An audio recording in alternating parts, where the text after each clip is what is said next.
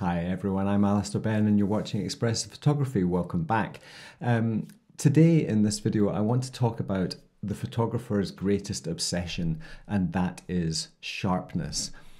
It's one thing that sticks in my memory from my earlier years as a landscape photographer, being told that images had to be sharp, front to back sharp, sharp, sharp, sharp.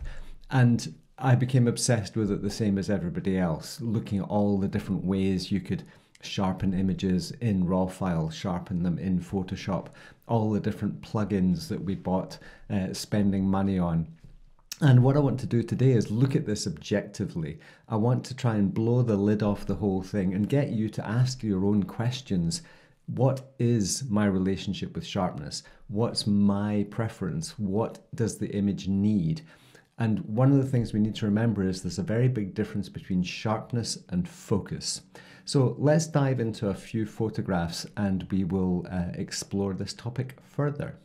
Now, before we start looking at photographs, I think it's worth mentioning that without these things, I can see nothing. In fact, I can barely talk to the camera without realizing that I'm not talking to the camera because I can barely see at all.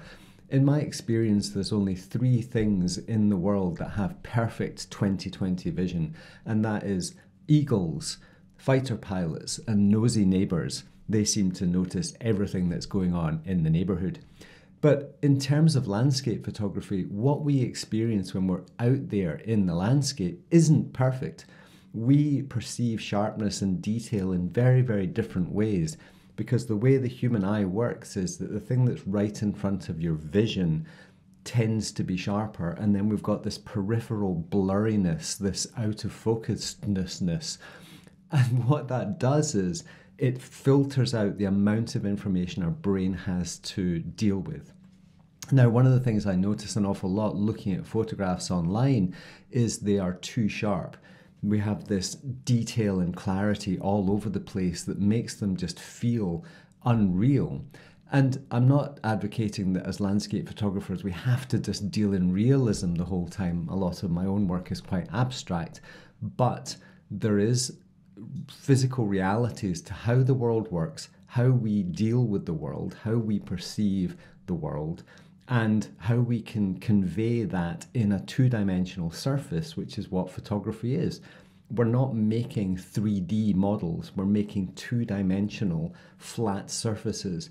And we can use sharpness, depth of field, and clarity and detail to create depth. Now it's time to dive into the photographs. What's my neighbour doing? In this first example, this is a photograph taken back in about 2013 it was, just after I moved back to the UK.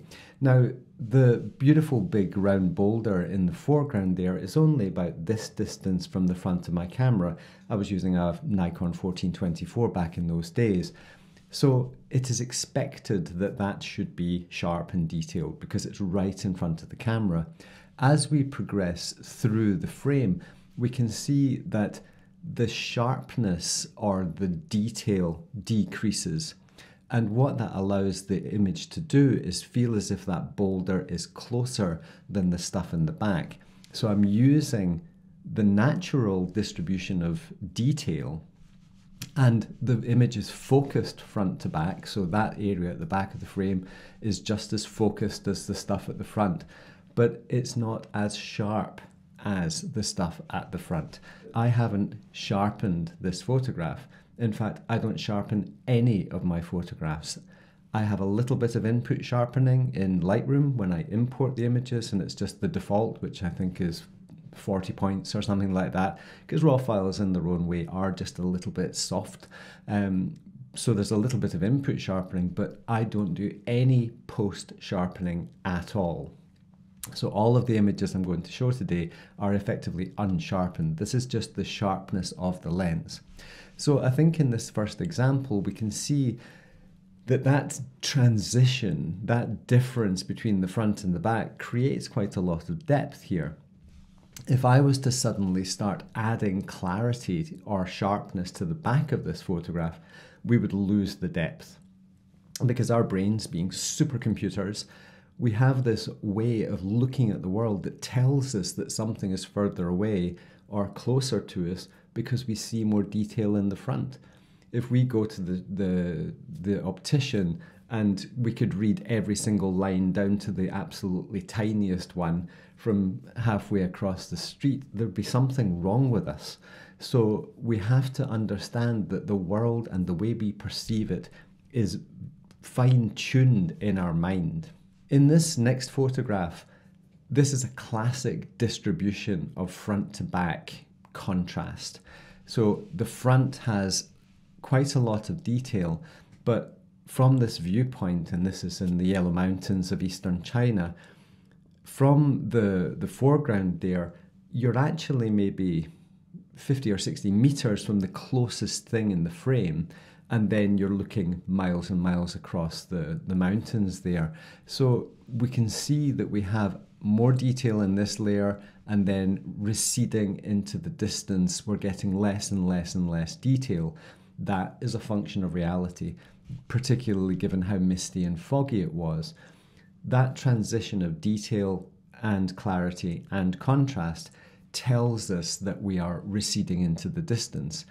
But as with the previous example, the image is sharp front to back, it's just not sharpened. And we're using the natural distribution of contrast and detail that the camera picks up beautifully, because modern cameras are just freaking awesome, and they are generally pretty sharp. Modern lenses are just infinitely more sharp and detailed than maybe lenses in the 1950s, 60s, or 70s. So don't confuse sharpness with focus. This is a shot taken just a couple of weekends ago here in the west of Scotland, and this is shooting maybe 100 meters across a reedy lochen, a small loch as we call them in Scotland, lakes for everyone else in the world. And this shot is taken with my Nikon 80-400 and it's perfectly sharp. I have printed in galleries prints up to 3.5 meters, which is about 13 feet, maybe, something like that. 10, 14, 12, some feet, over 10 feet, 11 feet, 3.5 meters.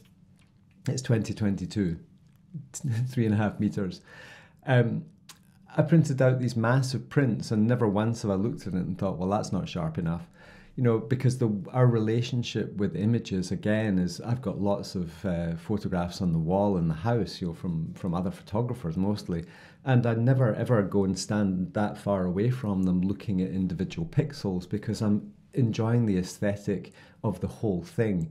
Very rarely do we go and peek in corners to see, oh, well, you know, that's been warped or distorted, or that it was shot at f/22. This is a photographer's obsession that is a distraction from actually us doing our right job, which is experiencing the world, understanding how it looks, and then expressing something about it. That is why expressive photography is about expression. It's about making a commentary. It's about seeing the world for what it is, our place in it. And our cameras are not the weakest link in this little equation. Our obsession, we should be with our own development and our own skill set to express the things that we want to express. That's a worthwhile obsession. So at the end of the day, we have these amazing tools, and what happens when we try to over-sharpen or add too much clarity or too much texture is that the distribution of these things becomes unnatural, and we end up ruining the distribution of the content that we were so obsessed with in the field in the first place. One final thing to talk about here is the difference between focus and depth of field, or sharpness and depth of field. Last week I did a video on focus stacking, and focus stacking is a really important thing. Should we need to have things in focus? We can of course choose not to have them in focus, as with this photograph here. Now this again was taken with my 80-400. I just bought one again after using another lens for a year or so, and I decided to just go back to my Nikon 80-400 because I loved it so much. And Ann Kristin wouldn't give me mine back, so I had to buy another one.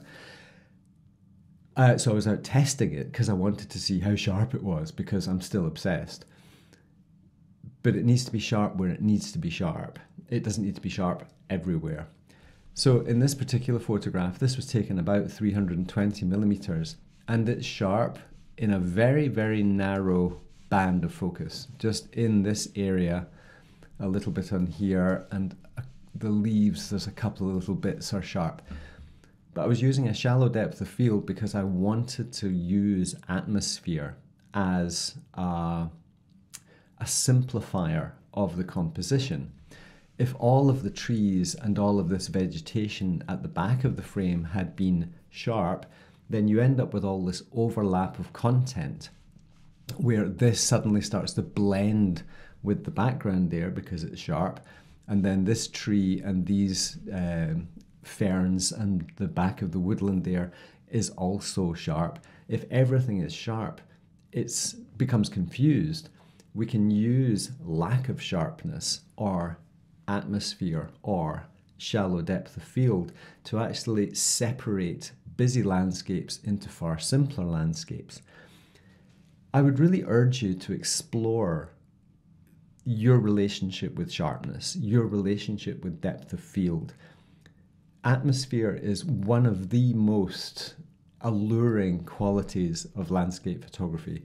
We all get excited when we see bokeh, you know, that shallow depth of field blur that gets caused when we use, you know, a wide open aperture, or when mist is rolling around mountains or through forests. The world just seems a simpler and calmer place. If you then over sharpen those photographs, you end up in this situation where you've removed the thing that made you make the photograph in the first place. And more often than not, you're actually responding to a convention imposed upon you by other people and their standards, and assuming that they know what they're talking about. So I would urge you to be your own master rather than listening to what other people say. And I'm not saying one way or the other. What I'm saying is explore your preference, explore your relationship. Focus, depth of field, and sharpness are all linked. They're all contrast.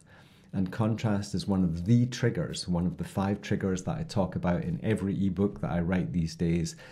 The 5 triggers of luminosity, contrast, color, atmosphere, and geometry. Contrast and atmosphere are hugely important triggers for not just the things we point our camera at, but the relationship we have with that content. Just before I finish here, just a quick plug for the Out of Darkness book. We're well on our way now with production. Things are definitely starting to move steadily towards me having the book finally in my hands. This is the product of 6 years' work. When I went into the Gobi Desert for the first time in 2017, basically as a very sad and depressed person, suffering dreadfully from panic attacks, and 6 years later, I've used my creativity and all of those epiphanies I had during that time in the Gobi and subsequently to really change my relationship with depression and anxiety. And I would be happy to say now that it's been many, many years since I've had a panic attack, and I have a very different relationship with this guy inside my head. And the book tells the story of that journey using 132 photographs that I made in my time in the Gobi Desert, looking at the relationship between dark and light and geometry and all of the different triggers that I talk about in terms of the emotions that they convey in us and how we can externalize some of these things and see them in front of us. So it's a very autobiographical book, forwards by Joe Cornish and William Neal, which is a huge honor for me. So please grab yourself a copy. The link is in the description below.